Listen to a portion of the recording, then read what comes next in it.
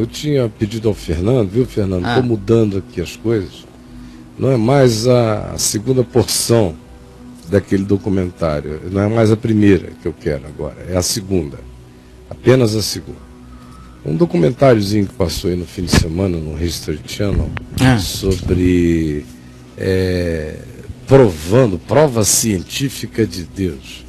Aí eu já vi aquilo ali e falei, vai ser um besterol geral, né? Com certeza. Prova de Deus, científica de Deus, é idiotice. Eu não sei como é que pessoas tão inteligentes conseguem se propor a exercícios tão idiotas para terminar sempre do mesmo jeito, dizendo, não conseguimos, dessa vez, quem sabe um dia. Porque Deus não existe, meu amigo. Como é que eu vou provar o que não existe? Existe você, existo eu, existe o Sol, existe a Lua, existem os átomos, existem os elementos subatômicos praticamente invisíveis, existe o bóson de Higgs, mas Deus não existe. Deus é espírito. O espírito nunca será localizado, e Deus não é um espírito. Deus é espírito. É espírito. Quando você está estudando um objeto, seja ele qual for, vamos estudar esta pedra de ouro. Quando você está estudando esse objeto aqui, você não está estudando uma coisa que existe fora de Deus. Você está estudando uma coisa que existe em Deus, embora a coisa em si não seja Deus, mas a coisa em si existe em Deus. E Deus é em tudo, e não é nenhuma das coisas que Ele faz ser. Quer mais clareza que isso, cara? Bom, eu espero que tenha sido claro. É tão claro. Então, nesse sentido, Deus não existe. Existe a pedra, mas alguém que, sendo esse alguém, que é sem estar, que pervade tudo e não é a coisa que pervade, em quem tudo que existe, existe, e ele próprio não seja nenhuma das coisas que nele existam, e pervada todas as coisas que nele são. Esse ente,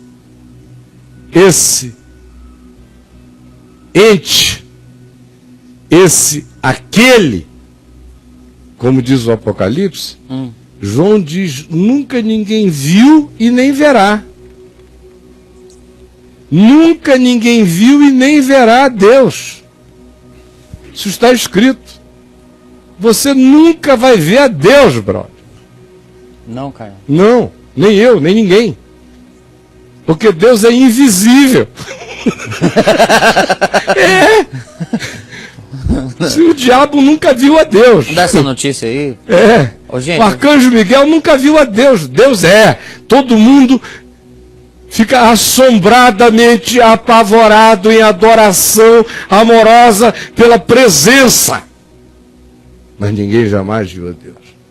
O Deus unigênito, que está no seio desse que é sem existir, o Deus unigênito que está no seio do Pai, foi quem o revelou a nós. Por isso, quando perguntaram a Jesus, Senhor, mostra-nos o Pai, isto nos basta. Olha só a perguntinha. Queremos ver Deus. Jesus disse, Filipe, que foi quem fez a pergunta. Foi Filipe. Há tanto tempo eu estou convosco e não me tendes conhecido? Quem me vê a mim, vê o Pai. Como dizes tu, mostra-nos o Pai. Não crês que eu estou no Pai, que o Pai está em mim? As palavras que eu vos digo, não as digo por mim mesmo, mas o Pai que permanece em mim faz as suas obras. Só o Deus unigênito que está no seio do Pai é quem o pode revelar para nós. Deus é intangível, Deus é inestudável.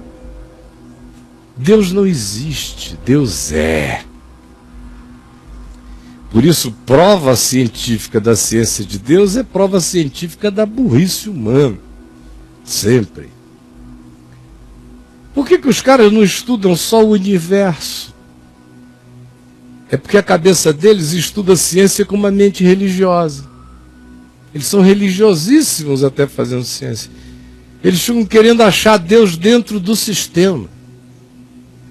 Vai chegar uma hora que a gente vai encontrar uma equação de todas as coisas. Quem sabe Deus esteja na equação? Não. Deus não está em nenhuma equação, não é equacionável. Todas as coisas existem nele. E ele não é nenhuma das coisas que nele existem. E ele não será encontrado por nenhuma busca que só encontra o que existe. As nossas buscas não podem encontrar o que não existe.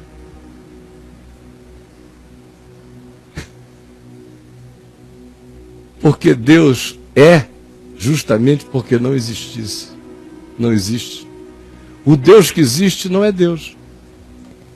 Tudo que existe não é Deus. O verdadeiro Deus é. Por isso não existe como um ente. Por isso ele é inestudável. Por isso ele é inabordável. Por isso ele é indisponível.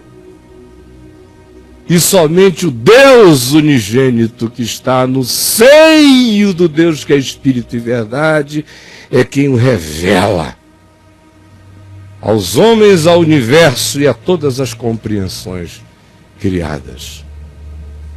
Dito isto, assista esse esforço científico para provar nessa área do documentário que essa crença praticamente generalizada em Deus que existe no mundo é uma programação genética de DNA. Então você crê em Deus porque você tem um gene de Deus e que provoca em você um desejo de Deus. Aí tem as explicações variadas, antropológicas, vai ver que a natureza desenvolveu o gene de Deus porque uma comunidade que vive focada em torno de uma adoração única é mais coesa, então tem mais chance de sobreviver, então ajuda a evolução da espécie. Então foi o gene de Deus. Porque eles estão descobrindo um gene que de fato, isolado, pode ser identificado com aquilo que produz um monte de impressões do sagrado em nós, no cérebro. Inclusive as mesmas provocadas por um alucinógeno, por um cogumelo, por um LSD, por um ayahuasca, por um negócio desse. Agora, o que é nascido da carne é carne, foi o que Jesus disse. Nenhum gene em mim me faz nascer de novo, nenhum. Nenhum. É claro que em todo homem tem que ter uma propensão para Deus, porque o homem foi feito para Deus, isso está inato na natureza dele. Assim como eu fui feito para beber água, eu sinto sede. Eu processo alimento, eu sinto fome. Eu tenho um monte de necessidades intrínsecas que ninguém questiona, naturais. Mas quando o homem tem necessidade intrínseca de Deus, todo mundo fica querendo descobrir um gene que vai funcionar quase como uma patogenia produzida pela evolução para garantir coesão social e melhor sobrevivência da tribo coesa em torno de uma divindade. Imagina só, essa evolução elaborar um significado transcendente para preservar a tribo. Não, todo homem tem o gene de Deus em si, porque todo homem carrega no coração a eternidade. Foi plantada por Deus no coração de todo homem. Todo homem carrega a eternidade no coração. E quem não quer eternidade se angustia. Quem quer eternidade se regozija. A eternidade no coração do homem é a razão de toda alegria sublime e a razão de toda angústia suicida. É a eternidade no coração do homem. Ela, voltada na direção de Deus, me faz transcender. Experimentada sem Deus, me abisma no buraco de desejo suicida e de dessignificação total. Agora, o que eu vou mostrar a vocês é uma argumentação do Nicodemos contemporâneo, conversando com Jesus. Porventura, Senhor, nascer de novo é uma questão de gene de Deus? Nicodemos não chegou aí, mas ele disse, pode porventura o homem voltar ao ventre materno? Ou seja, ele apelou para a lógica biológica. Pode o homem voltar ao ventre materno e ser regenificado e nascer uma segunda vez? Nascer uma nova criatura? Ou é o gene de Deus, perguntam os cientistas pós-modernos. Amigos, o que é nascido da carne é carne. Novo nascimento é só o Espírito Santo que produz. O gene de Deus produz apenas uma necessidade que mistura necessidade orgânica com necessidade psíquica e necessidade espiritual de autotranscendência. Se identifica um gene de Deus na estrutura do DNA humano é por uma razão só. O espírito do homem é a configuração da consciência do espírito do homem que determina, na realidade, a própria configuração do homem. Ele me viu quando eu ainda não tinha corpo, mas eu já era. Tu me viste quando eu era uma substância informe. A substância era informe, mas eu era para ele. Transcende o gene, vem antes dele. Não tem a ver com o gene físico. Tem a ver com o DNA de Deus plantado no Espírito. Ele nos fez a sua imagem e semelhança e o nosso coração não encontra descanso enquanto não descansa no encaixamento do espírito humano na luva da graça de Deus.